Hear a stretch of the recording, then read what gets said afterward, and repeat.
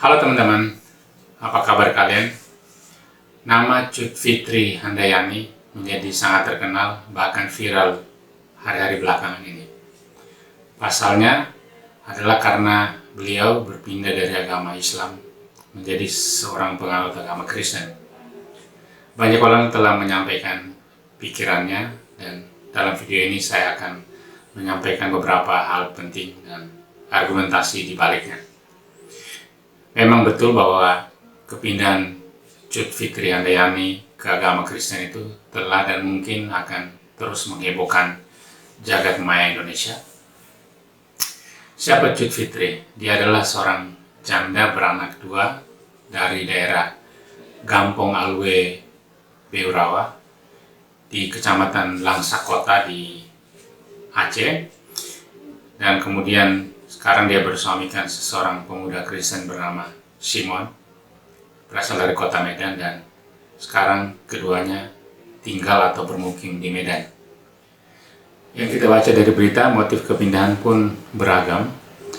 Pihak keluarga misalnya berpendapat bahwa si Fitri itu dibujuk oleh Simon untuk masuk Kristen, tetapi kemudian Fitri sendiri menyangkal dalam videonya. Nah, tentang bagaimana pihak Fitri itu diduga dibujuk oleh Simon, itu misalnya tampak saya lihat dalam postingan Naziar Milioner dalam sebuah video, di mana di situ dalam kolom deskripsi misalnya disampaikan bagaimana si Fitri itu dibujuk oleh Simon. Dalam videonya Naziar, di situ dikatakan di kolom deskripsi bahwa Simon itu berhasil membujuk Fitri dan kemudian membawanya ke Medan.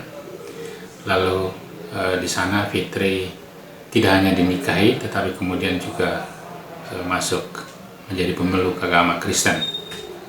Sementara Fitri sendiri menyatakan secara publik melalui sebuah video yang juga menjadi viral bahwa menjadi pemeluk agama Kristen itu adalah pilihannya sendiri tanpa ada paksaan.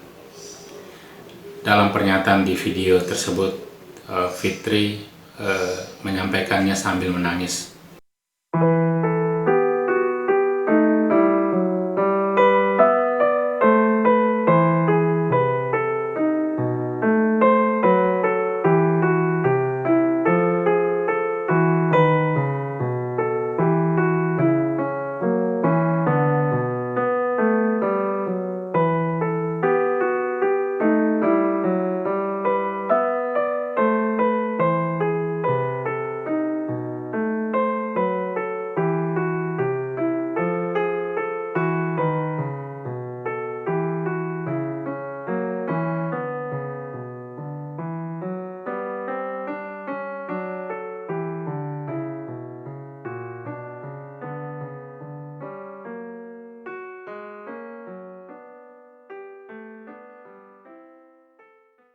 Sikap keluarga Fitri tampak dalam pernyataan ibunya sendiri, Ibu Kamariah. Ibu berusia 62 tahun tersebut antara lain mengatakan hal-hal seperti berikut.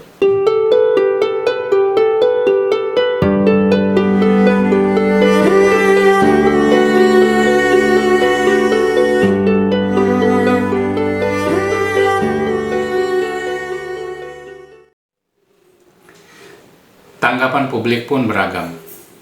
Pernyataan Pendeta Yusuf Manubulu berikut mungkin mewakili pendapat sebagian masyarakat Indonesia yang berpendapat bahwa perpindahan agama itu adalah hak asasi manusia, dan bahwa siapapun di Republik Indonesia ini bisa berganti atau berpindah agama karena memang diizinkan dalam Undang-Undang Dasar 1945. Di dalam negara Indonesia, setiap warga negara di dalam undang-undang dijamin kemerdekaannya, dijamin kebebasannya untuk memeluk agama sesuai dengan keyakinannya, sesuai dengan kepercayaannya, sesuai dengan apa yang dia pahami.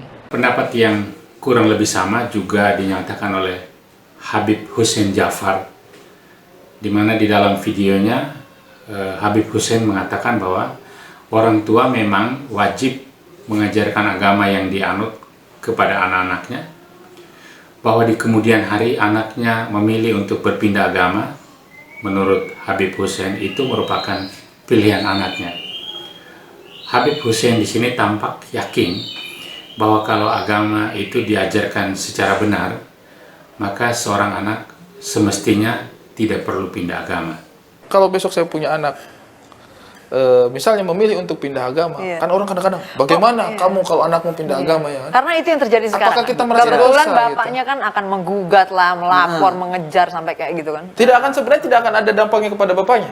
Tidak ada dampak apa-apa. Insya Allah gitu. Maksudnya ya bapaknya akan menghadapi perhitungannya sendiri gitu. Perhitungannya sendiri. Bahkan ayat yang tadi gue bacakan di awal itu la ikraha fiddin, konteksnya itu. Jadi tentang orang tua dan anak yang saling melupakan satu sama pindah agama. Kata Nabi gak ada paksaan dalam agama. Jadi orang tua ya hanya mempengaruhi di tingkat ajaran, bahwa ajaran menurut gue yang benar ini. Yang penting udah disampaikan gitu ya. Justru sebagai yang orang menjadi tua. agama, salah satu problem agama menjadi minus di sini menurut gua salah satunya karena agama itu diwariskan di sini, nggak diajarkan. Jadi lo lahir di rahim orang Islam, lo otomatis jadi orang Islam karena ngikuti orang tuanya, bukan karena belajar pada orang tuanya. Meskipun demikian, dalam Islam sendiri tetap ada perbedaan pendapat ketika menanggapi kasus berpindahnya seseorang pemeluk atau penganut agama Islam menjadi non-Muslim. Ustadz Abdul Somad misalnya berpendapat bahwa orang yang murtad dari Islam ke agama lain itu memang hukumannya adalah hukuman mati alias death penalty. Tidak halal darah seorang muslim kecuali melakukan 3. Pertama, an-nafsu bin nafsi, pembunuh. Orang yang membunuh dalam Islam dipancung kepalanya. Yang kedua, as-sayyibuz zani, sudah menikah berzina, dimasukkan ke dalam tanah setengah badannya, lempar batu sampai mati. Yang ketiga, at-tariku lidinihi al-mufariqu lil jamaah, murtad. Mudah-mudahan Allah menyelamatkan anak cucu cicit kita dari murtad. Baik teman-teman, setelah melihat pendapat yang lebih moderat dan kemudian pendapat Ustadz Abdul Somad sendiri, saya melihat atau mengidentifikasi 3 argumen berikut. Yang pertama, argumentasi bahwa pindah agama itu hak asasi manusia. Dengan demikian, aksi perundungan apapun pada Cud Fitri itu harus dihentikan. Bahkan dalam video Pendeta Yusuf tadi ada permintaan bantuan kepada Presiden Joko Widodo untuk membantu menghentikan perundungan tersebut. Saya memohon bantuan kepada Bapak Presiden Jokowi untuk kiranya dapat memberikan perhatian terhadap situasi yang dialami oleh Cud Fitri. Nah, menurut saya secara prinsip politik liberal dan demokratis, tuntutan semacam ini atau pikiran semacam ini pantas dan dapat dimengerti.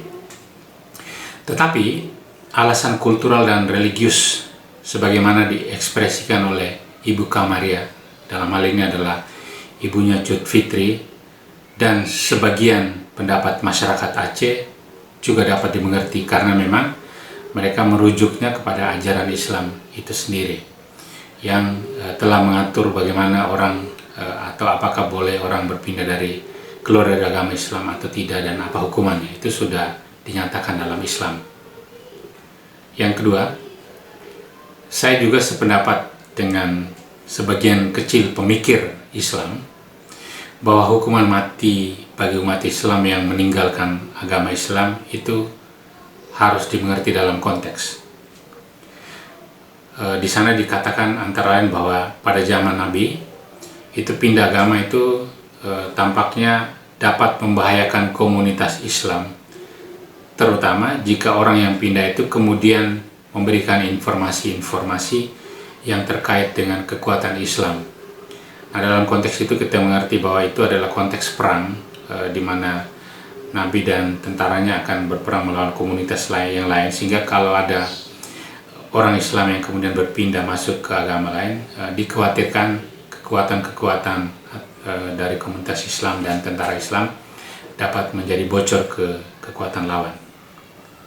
Nah, dalam hal ini saya misalnya merujuk kepada tafsiran yang diberikan oleh Dr.